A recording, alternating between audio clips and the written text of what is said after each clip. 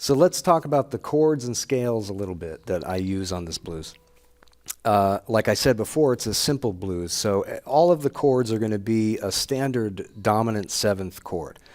Now, if it's important to know on the bass where all of these notes are on the neck, but if we have to know the chord first, so let's start with just one position. Let's do an F7.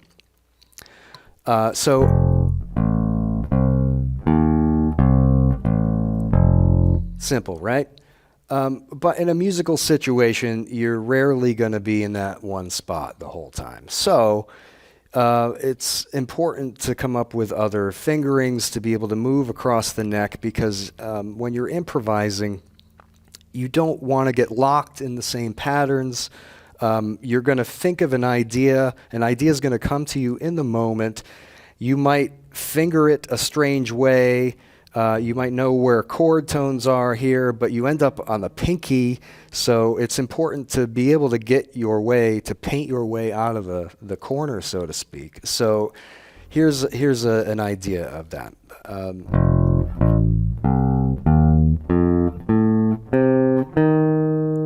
Right, so there I just made it all the way across all four strings. I was shifting. I was basically moving 2 notes per string. Let's try that again.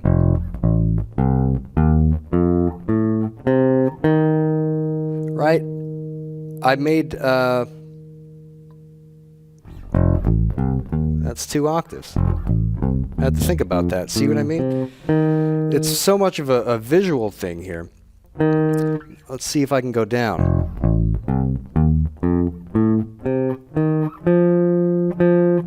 I'm going to go down a different way. See? See how my fingerings are all over the place? Well, in my world, that's kind of how it works out in a musical situation. You can't really prepare every moment of an improvised piece beforehand. The best you can do is kind of have a rough map of where the target notes are, in this case the chord tones, and just practice it and hope for the best. Be relaxed and allow the musical ideas to just kind of flow out of you. So let's try it with a B flat 7.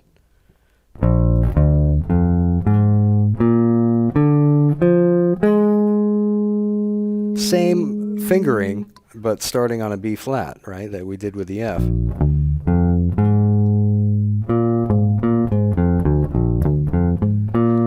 I often like this type of a movement if I'm going to play an arpeggio for a few reasons. You can slide up to the 3rd.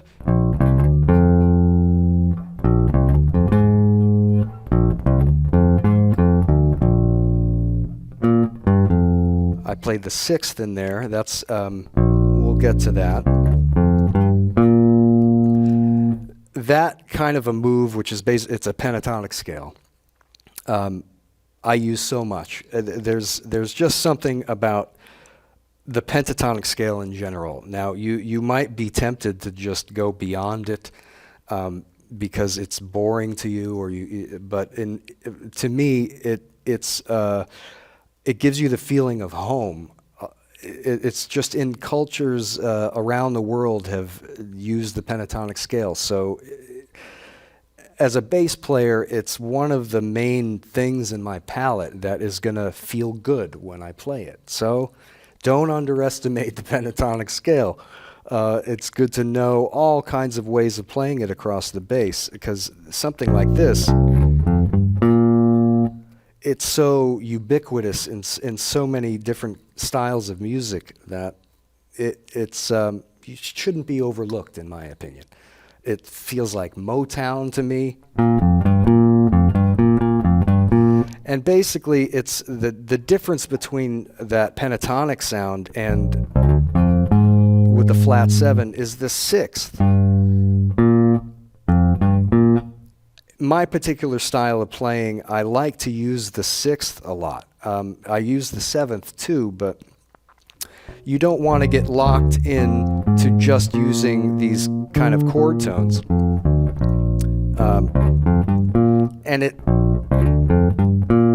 And it moves so smoothly on the bass.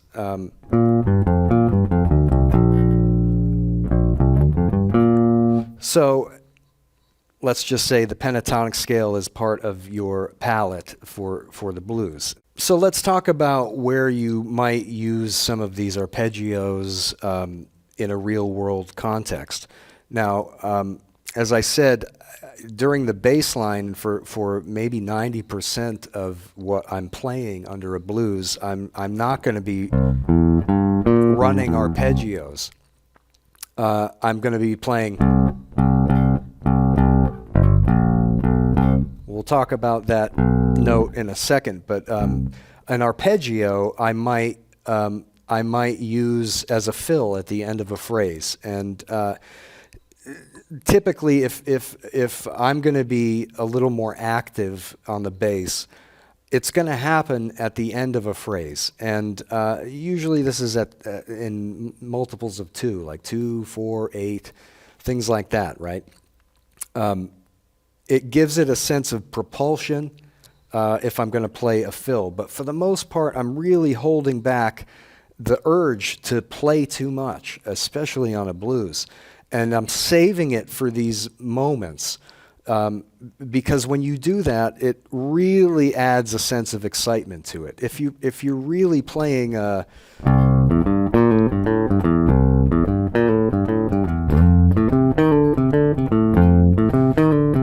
I mean, it's a pretty cool bass line, you know, but you don't want to get in the way of what's happening on top of you. I can't stress it enough. So let's try and use an arpeggio at the end of a phrase. Okay, let's see how that goes. So.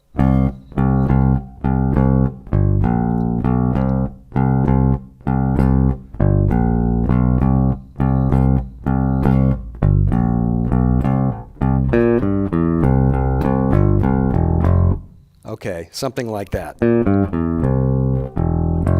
I don't even remember what I played, but you get the idea. But that to me was not, it felt forced, right? Because I was trying to shoehorn this idea into a musical moment. And for me, usually the results of that are not, they don't always feel great. It feels a bit out of context or something. You really have to be aware of what's happening around you musically to make those kinds of decisions. I mean, you might try it, you might throw it in, you might get lucky, someone might respond and confirm it for you, like they heard you and they play it back. But for the most part, you don't want to think too hard about it. So what I end up using more than an arpeggio in most cases would be a chromatic approach. And usually, let's say we're doing a C blues, right? To the root, I mean, we play so many roots as a bass player that getting in and away from them is pretty much our whole job, you know, when it comes to the notes that we pick. We're trying to outline the harmony, and playing roots is a huge part of that. So a chromatic approach, right? And this is true of all of the chord tones. We can approach every single chord tone 2 half steps below it and above it, 1 half step above it or below it. So let's do below. Let's see what something sounds like when I do 2 chromatic approach notes below every chord tone. So here's C, 7.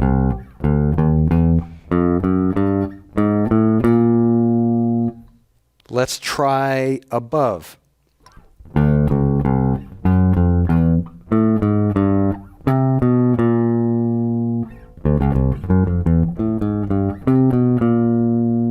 Kind of a cool line, but you get the idea. You can also do 1 note above, 1 note below, and then your chord tone, right?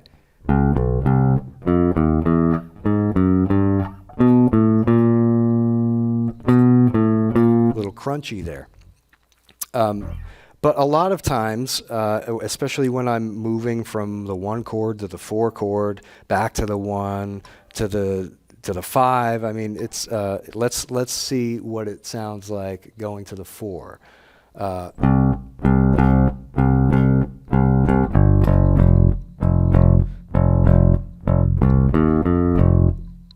That wasn't a chromatic approach, but it's pretty simple chord tone, right? Root and fifth are going to be your some of your best friends as a bass player. It's just the way harmony is built. They just sound good on the bass. It sounds like what we're supposed to do a lot of the time. So that's the basic idea. You really want to keep it simple. You want it to feel smooth, moving from 1 chord to the next. And in my case, I find the chromatic approaches are usually more useful than connecting with arpeggios.